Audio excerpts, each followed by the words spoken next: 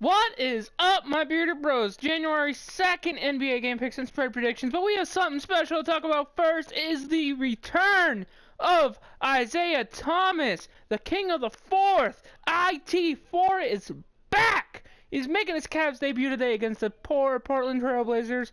And I say poor Portland Trailblazers because when Isaiah Thomas, even though he's going to be on minutes restriction, stuff like that, if he's motivated enough, he's going to dice you up. Especially if he's on the bench, he's going to dice up your bench. He's going to make sashimi out of them folks. You got Trailblazers at Cavaliers on NBA TV, so this is a nationally televised game. If you have NBA TV, you get to see Isaiah Thomas in his return. This might take some time for him to gel with LeBron and stuff like that. Cavaliers are favored, or the spread favors the Cavs by 8.5 in this one. I think the Cavs win in cover. They're going to be motivated. He's going to be motivated. Great young player. Probably going to be a little rusty, but it might take some time, but he's going to be back.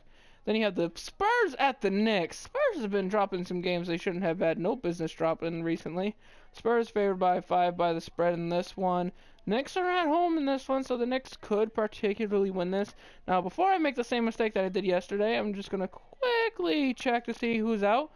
And the only player that's really out in this one is Rudy Gay. Now, do I think that makes a difference? No. You still have Patty Mills, who's one of the better point guards in the league, I think. And then you have Marcus Aldridge and Kawhi Leonard. I think Aldridge versus Porzingis is going to be an interesting matchup. I'm taking the Spurs to win and cover in this one. But, you know, this year is supposed to be the year of the upset, so we got to pick at least one upset today. We'll see what we get. And then you have the Phoenix Suns at the Atlanta Hawks, and the Phoenix Suns are favored by 1.5 by the spread in this one. Now, I kind of agree with this. I would favor the Suns just a little bit too. They have Devin Booker back. He's usually really good. The Hawks don't really have anybody that's really good except for Schroeder. I'm going to have to pick the Suns there. I think they cover as well. Heck, they might win and not cover because this game should be a close one. And then you have the Charlotte Hornets traveling to Sacramento to take on the Kings. Charlotte's favored by 4 by the spread in this one. According to the BPI, they have a 60% chance of winning. Well, 60.6% chance of winning to be specific. There's no major injured players in this one. And if you want to attend the game, tickets as cheap as $16. That's pretty interesting. I want to take the Kings at home in this one. These teams are combined 25 for 47. Hornets are technically only one game better than the Kings. I like the Kings at home. Give me Vince Carter, Randolph any day of the week on defense, and I think the Hornets will continue to struggle.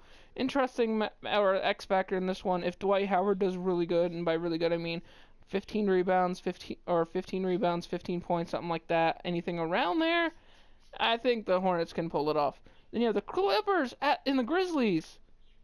Two teams that most people probably thought were borderline playoffs, but they're both under 500. Clippers are currently 5 games ahead of it in Memphis.